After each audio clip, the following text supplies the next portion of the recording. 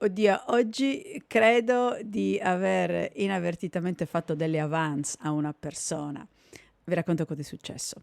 Sono andata nell'ufficio dove si va quando c'è la patente scaduta e ti fanno le pratiche e ti fanno tutto loro anche la visita dal medico. Allora, sono entrata in questo posto molto piccolo, un mini ufficio dove c'era una specie di scrivania e dietro la scrivania c'era un ragazzo abbastanza giovane e lui era seduto in basso rispetto a me, perché io ero in piedi dietro il banco, quindi lo vedevo un po' dall'alto in basso e vedevo che la parte del suo corpo che usciva, che scriveva, quindi le braccia e il torso, erano incredibilmente palestrati. Ma sapete il palestramento che è proprio le braccia, i bicipiti tirano la mano, ma è proprio una cosa esagerata.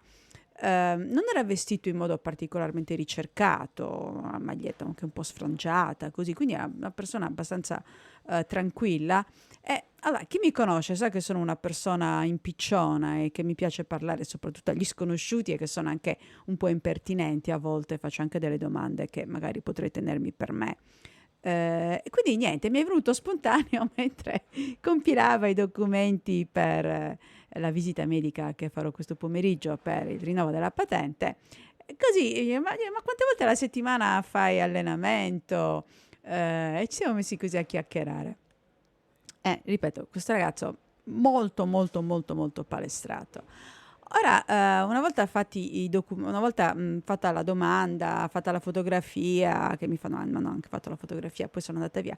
Mentre tornavo a casa, ho ripensato allo scambio che c'è stato. Siccome questo è un ragazzo abbastanza più giovane di me, ho pensato, oddio, ma non avrà pensato che io stessi facendo gli apprezzamenti sui suoi muscoli perché volevo fare delle avance, che proprio, capito, non solo lungi da me l'idea, ma proprio non me ne frega niente. Spero di no, non lo so, vedrò come si comporta sto pomeriggio quando più tardi vado a fare la visita medica, però se il ragazzo fosse in ascolto, dubito fortemente che sia una persona che ascolta i miei 3 minuti grezzi. In ogni caso, non è la mia intenzione fare nessun tipo di avance, per carità di Dio. Col caldo che fa, puoi fare, ma non ci penso minimamente, quindi niente, dovrò fare un po' più di... Ora che comincio ad avere una certa età, dovrò fare un po' più di attenzione alle cose che dico ai ragazzi più giovani, che potrebbero essere mio figlio, tra l'altro. Quindi niente avance, solo le pratiche per la patente.